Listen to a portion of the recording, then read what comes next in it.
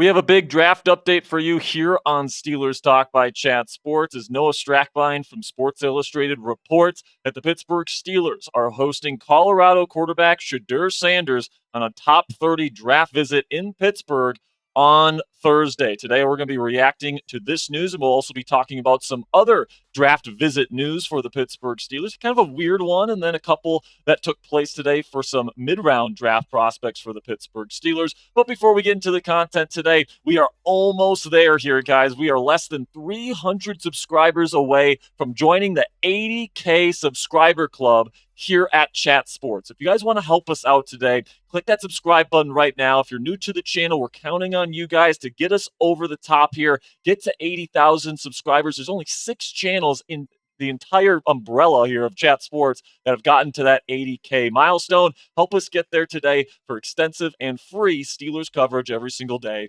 here on YouTube. So we'll start here with the first report coming out of Sports Illustrated's Noah Strackbein here. Says, per source, the Steelers are hosting Colorado quarterback Shedeur Sanders for a top 30 visit this week, followed up by Fox Sports' Jordan Schultz saying sources, Colorado quarterback Shedeur Sanders is scheduled to visit the Steelers later this week. Pittsburgh holds the number 21 pick in the draft, and followed that tweet up with this. Says, the Steelers remain very interested in Aaron Rodgers, and the hope is an agreement eventually happens. But Pittsburgh has done extensive work on this year's quarterback class, and Shedeur Sanders is now scheduled to be in the building on Thursday, per source. So right now, the confirmed top 30 visits at the quarterback position for the Pittsburgh Steelers that we know of at this point are Shedeur Sanders, Jackson Dart, and then Tyler Shuck out of Louisville, all of which are expected to go by the end of the second day of the NFL draft. Shedeur Sanders expected to go round 1. Jackson Dart is now more likely, or not more than likely, going to be taken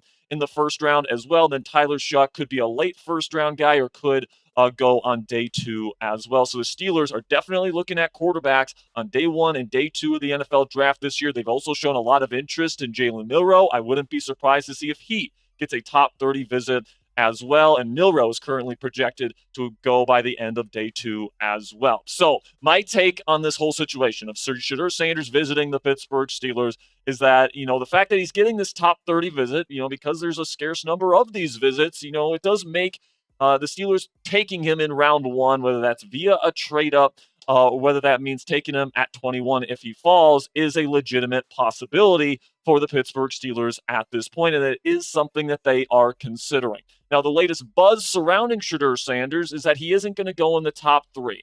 All right, there was some speculation early on, between, Tennessee Titans, Cleveland Browns, New York Giants. He probably was going to end up with one of those 3 teams. But now with Abdul Carter and Travis Hunter really establishing themselves as blue chip prospects, Shedeur Sanders is now almost expected at this point to fall out of the top 3. And because of that, the current betting favorite to land Shedeur Sanders is actually the New Orleans Saints, who pick at number 9 overall. And I do think that that is a pretty decent fit for where Shedeur could end up. It's a new regime there in New Orleans. They are rebuilding. They have an older veteran quarterback in Derek Carr that they probably don't want to have as their QB1 forever. And if Sanders is there at number 9, I would definitely look at the Saints pulling the trigger on Shedeur Sanders, who I think is a pretty darn good fit for their shotgun-heavy spread style of offense that Kellen Moore is bringing from the Philadelphia Eagles to the Big Easy here in 2025. But what if they pass on him? What if the New Orleans Saints say, you know what, we don't want Shedeur Sanders. We don't think he's worth the number 9 pick. We're going to take somebody else. We're going to take an offensive lineman, or we're going to take a defensive lineman, or corner, or something along those lines. If that happens, then you take a look at the teams that are drafting after the New Orleans Saints, and there's not a lot of teams that are really looking to add quarterback, especially in the first round of the 2025 NFL Draft. Chicago, they have their guy in Caleb Williams. San Francisco sounds like they're going to lock up Brock Purdy to a long-term deal. Dallas just gave Dak Prescott a brand new deal last offseason. The Miami Dolphins paid Tua Tagovailoa. Indianapolis, it seems like they're going to give Anthony Richardson and Daniel Jones a chance to win that job. Don't think they're going to go quarterback in round 1. Atlanta just drafted Michael Penix Jr. They believe in him. And then you got the Arizona Cardinals, who have Kyler Murray. Joe Burrow plays for the Bengals. Sam Darnold just signed a big contract to go to the Seattle Seahawks. Tampa Bay has Baker Mayfield, who they paid last offseason. And, of course, Bo Nix there with the Denver Broncos. So if he gets past number 9, there's going to be kind of this feeling of, okay, who's going to move up for Shedeur Sanders in the in the teens here?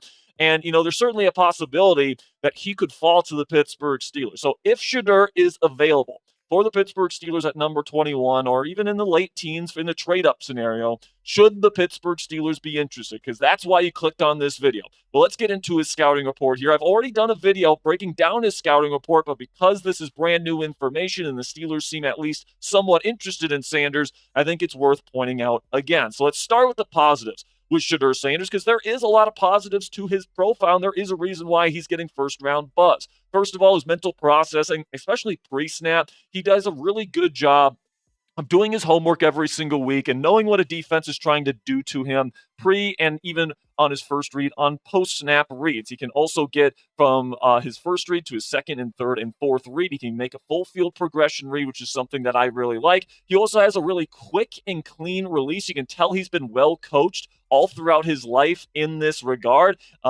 Very clean upper body mechanics, all that stuff. Good footwork is certainly something that he brings to the table. And then because of that, he's got excellent accuracy, specifically to the short and intermediate levels of the field. I do think that his accuracy drops off a little bit when he's throwing the deep ball, something that maybe doesn't make him the best possible fit for the Pittsburgh Steelers, but we'll talk about that in a little bit. But short to intermediate accuracy is excellent. And then another thing that, goes into accuracy that I really appreciate about Shedeur is his ball placement. He knows what shoulder to put the ball on. If you have to put it on the back shoulder, if you have to put it out in front, he understands the coverage that the defense is giving him, and he understands where to throw the football to protect his guy and to give his guy the best possible chance to come down with the football. So I appreciate that element of his game. Also, he's very used to pressure. That offensive line was doo-doo garbage baby at the Colorado Buffaloes. They were terrible. Okay, so he is very used to being under pressure, under duress, and because of that, he had to develop some really good pressure management skills. The pocket presence, the ability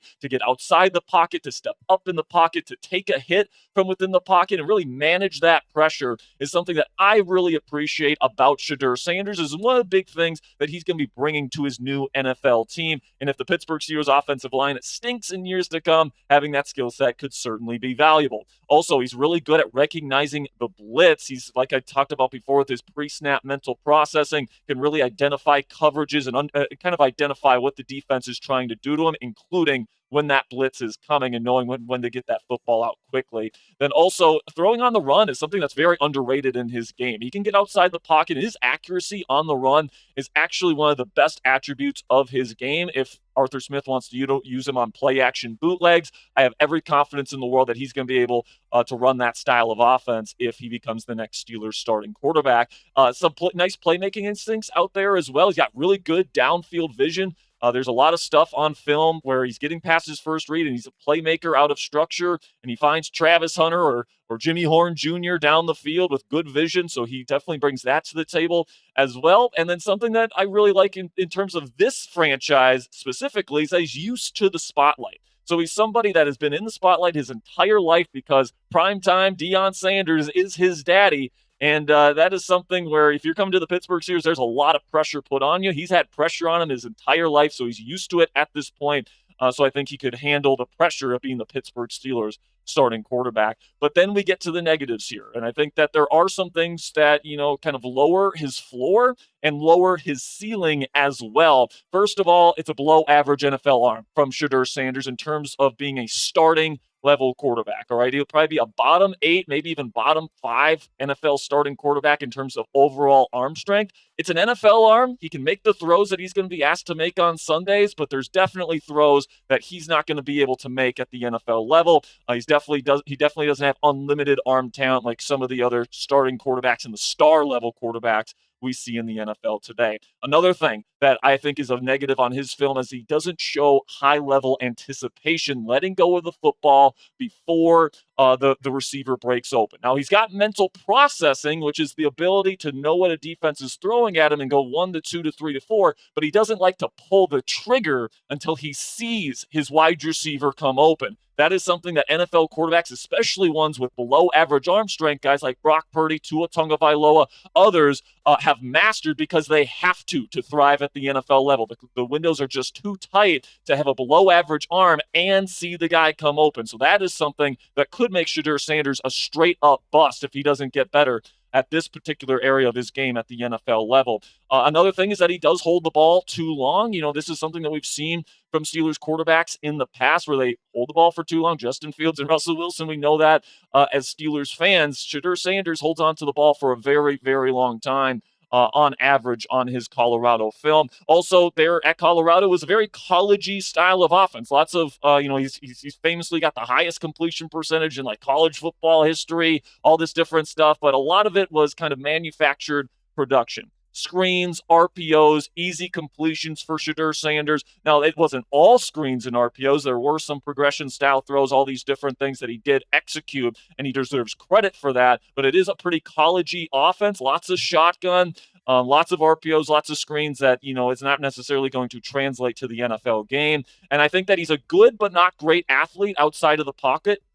He's not a dynamic rusher of the football. He can scoot a little bit. He's got some good vision, decent size to him, some decent contact balance. He can pick up a first down if you need him to, but he's not going to be a dynamic threat either as a passer necessarily or as a rusher outside of the pocket, in my opinion, which limits his upside, which is my final negative on him, is that I don't see superstar here. I don't see necessarily star quarterback. I don't see top 10 quarterback here in Shedeur Sanders, and his best possible chance is if he develops that anticipation that we just didn't see on his college film. And because of that anticipation and below average arm strength, he had a really low turnover-worthy play percentage there in college. But because of that combination of lack of anticipation and arm strength, I think that could lead to a much higher turnover-worthy play percentage and interception percentage in the National Football League, specifically early on in his NFL career. Now, in the end, guys, I think that Shedeur Sanders could be a starting level quarterback in the right system, a system that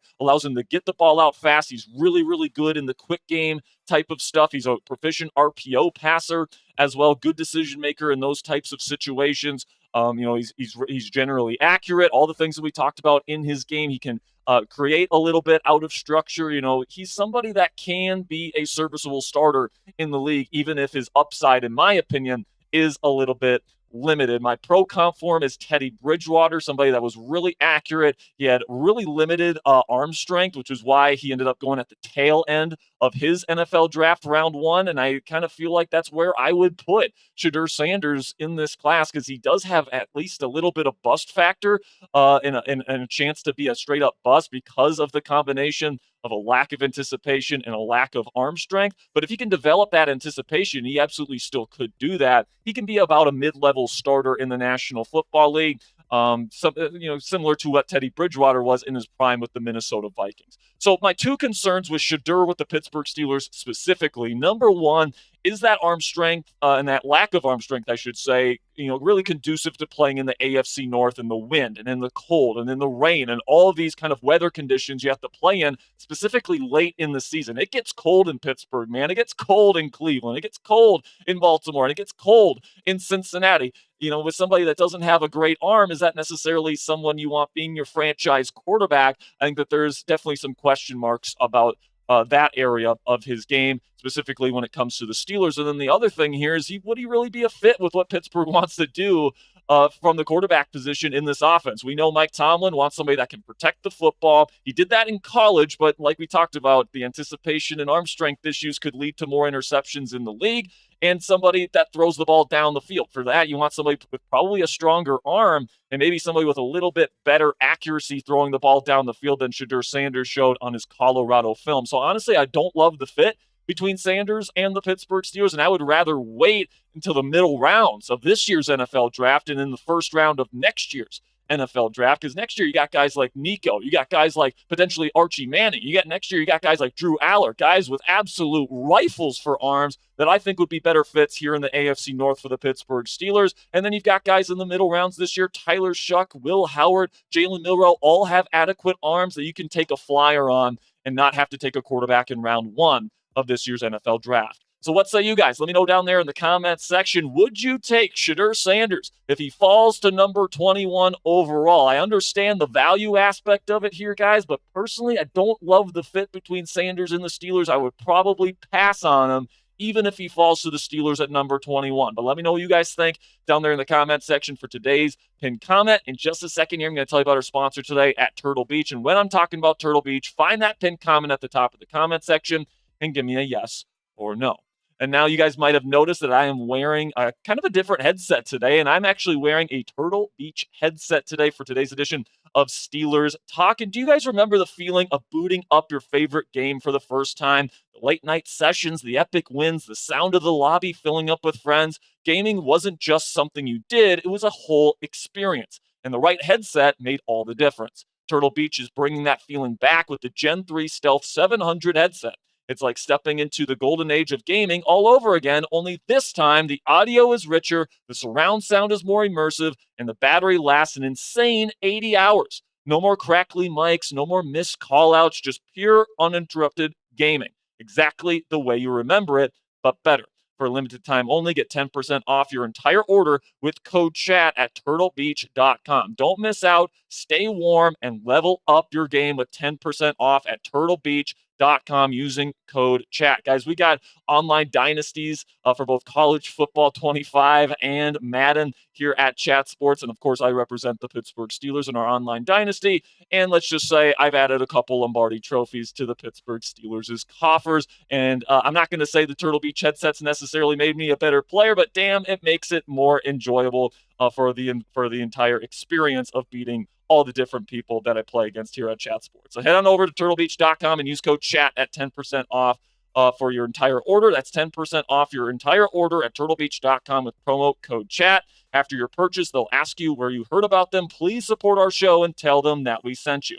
Get the ultimate immersive gaming experience with Turtle Beach today. And a big shout out to Turtle Beach Headsets for sponsoring today's edition of Steelers Talk.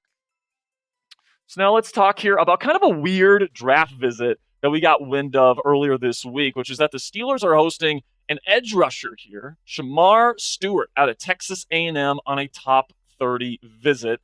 And, this is one that's a little weird to me because my first thought was, the same thought that you probably had when you first heard about this. The Pittsburgh Steelers do not need an edge rusher, all right? They have already one of, if not the best edge rusher rooms in the entire National Football League with T.J. Watt, Nick Herbig, and Alex Highsmith, of course, and you don't really need an edge rusher to come in here.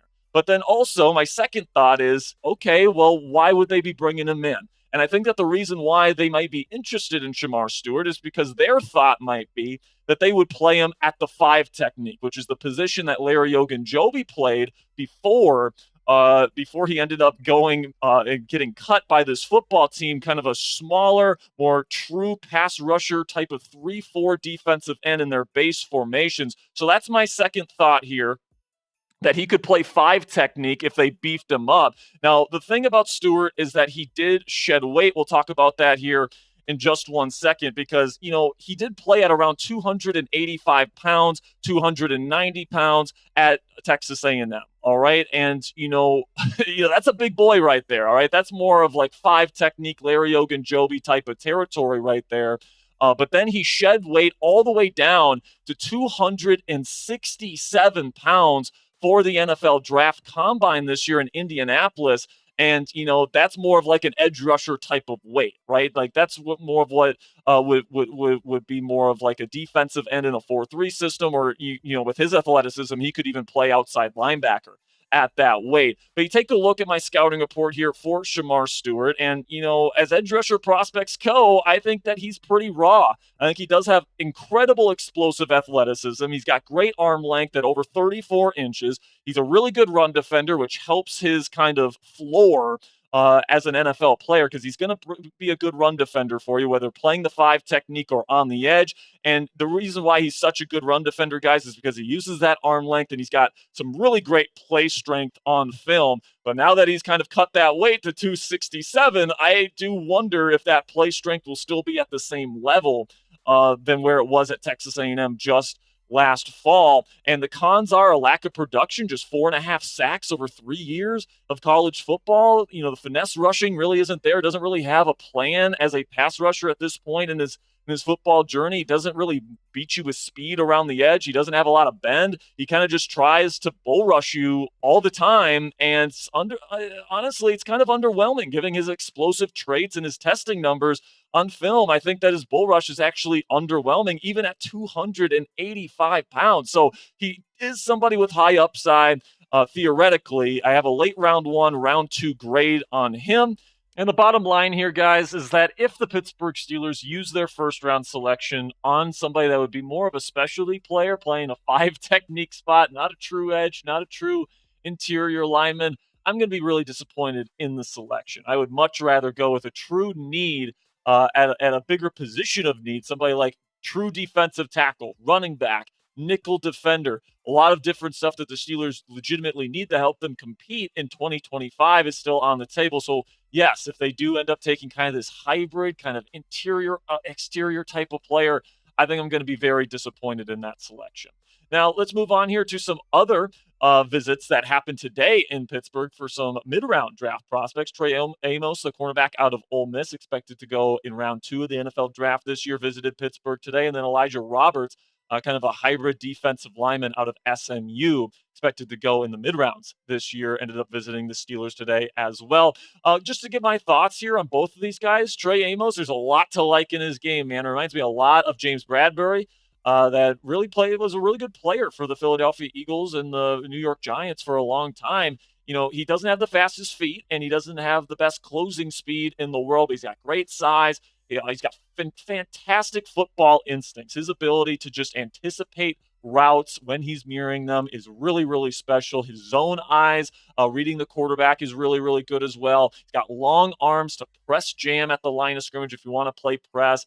He's very physical, but he's smart with the way that he's physical. And the way, you see a lot of guys, Joey Porter Jr. is one of these guys that just blatantly grabs the receiver if he loses. That's not Trey Amos, man. He sticks in his hip pocket and, he'll be physical with them, but he'll do it in a way that doesn't get flagged. He only got called 3 times for penalties in his entire college career. Very consistent tackler as well with those long arms. He's got more fluid hips than you would think for somebody that's not all that fast. And I just love the way he plays the position. I think that he's ready to go as a starter on day 1 in specific schemes. And I think that he would be a good fit for the Pittsburgh Steelers. And kind of my theory for why they're bringing him in and the reason why they're showing a lot of interest in Ole Miss players is because they want to talk with as many Ole Miss players as they can because they're targeting a specific player or maybe even a couple of players in this class from the Ole Miss Rebels that they would love to add to the roster. And they want to ask each other and they want to ask these players kind of what they think about their teammates. There's a lot of players